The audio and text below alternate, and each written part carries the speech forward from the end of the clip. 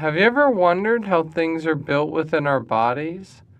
Why our bodies can regrow and repair themselves, and how we can pass on genes from one generation to the next? Yet none of our man made objects have these traits. They're simply thrown away when they break, and they definitely can't reproduce.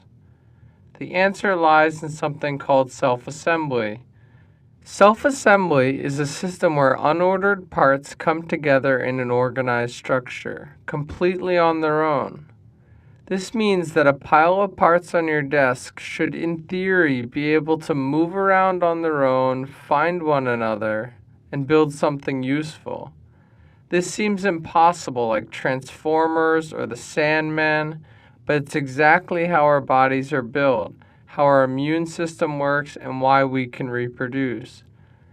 Self-assembly is the factory and copy machines within our bodies that make proteins fold and DNA replicate.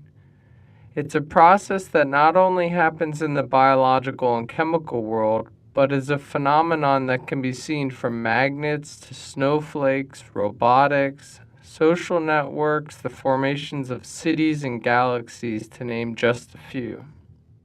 In biology and chemistry, self-assembly is everywhere, from atomic interactions, cellular replication, to DNA, RNA, and protein folding.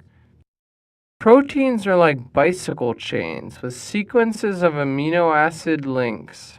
They self-assemble into 3D structures because of the interaction between the amino acids along the chain, as well as the relationship between the chain and the environment. These forces make the flexible chain fold into a 3D shape that governs the function of the protein. Viruses, on the other hand, are like soccer balls. They're made up of a series of subunits with specific shapes. Those shapes have attraction to one another, so they fit together in precise ways. Imagine you want to build a perfect sphere. It turns out that making a precise sphere through traditional means is actually quite difficult. Alternatively, you could try to self-assemble the sphere. One way would be to inflate the sphere like a bubble or a balloon. Another option would be to create many identical pieces that would come together to make a perfect sphere. You could try to put the pieces together one by one, but it might take a long time and you'd still have human errors. Instead, you could design a connection between the components like magnets and dump them into a container. When you shook the container, all the parts would find one another and build the sphere for you. Self-assembly is being used as a new design, science, and engineering tool for making the next generation of technologies easier to build, more adaptive, and less reliant on fossil fuels.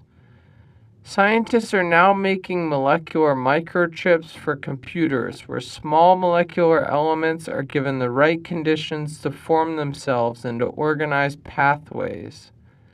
Similarly, we can now use self-assembly as a way to make 3D structures with DNA, like capsules that could deliver drugs inside the body, releasing them only if certain conditions are met. Soon, self-assembly will be used for larger applications, where materials can repair themselves, water pipes can reconfigure on demand, buildings can adapt on their own to environment or dynamic loading, and space structures can self-assemble without humans. Imagine if our factories were more like organisms or brains, and our construction sites were like gardens that grow and adapt independently. The possibilities are endless, and it's now up to us to design a better world through self-assembly.